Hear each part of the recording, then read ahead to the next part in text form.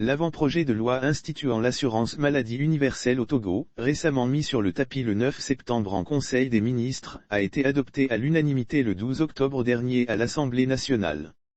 Les autorités ne se sont pas arrêtées là, puisque la création d'une agence nationale devant assurer la gestion de ce projet est en bonne voie. En juin de cette année déjà, la chef du gouvernement, Victoire Tomega Dogbe, avait annoncé la couleur quant au comité chargé de l'exécution de ce projet censé renforcer les services essentiels de la santé et la couverture sanitaire universelle pour les Togolais.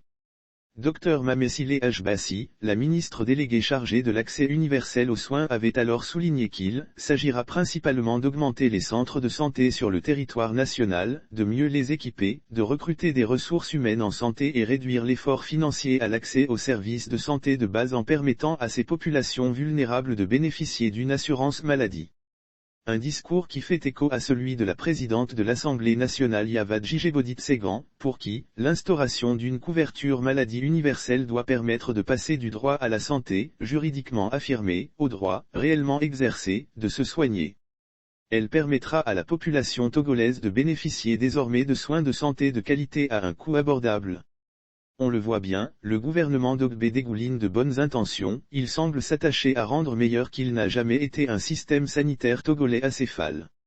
Mais doit-on accorder de créance à ces propos qui fleurent bon leur littérature, leur futilité et leur propagande? Doit-on faire confiance à des dirigeants qui se sont montrés insensibles aux cris de détresse des populations sans cesse en but au manque de soins de qualité qui ont de toute éternité caractérisé le mode de gouvernance des Gnassingbé? Depuis 2005, après que des milliers de citoyens ont perdu la vie faute de scanners, voilà que Faure et sa clique pensent à l'instauration d'une couverture maladie universelle. La semaine passée encore, nous apprenions la mort d'une jeune fille qui aurait trouvé la mort en tombant du lit d'hôpital dans une salle d'accouchement, le ventre contre le sol. Elle et son enfant sont morts et sont passés de vie à trépas. Où est le rapport? Se demanderait d'aucuns. Tout est dans le matériel. Le lit serait en bon état, que cette dame n'en tomberait point.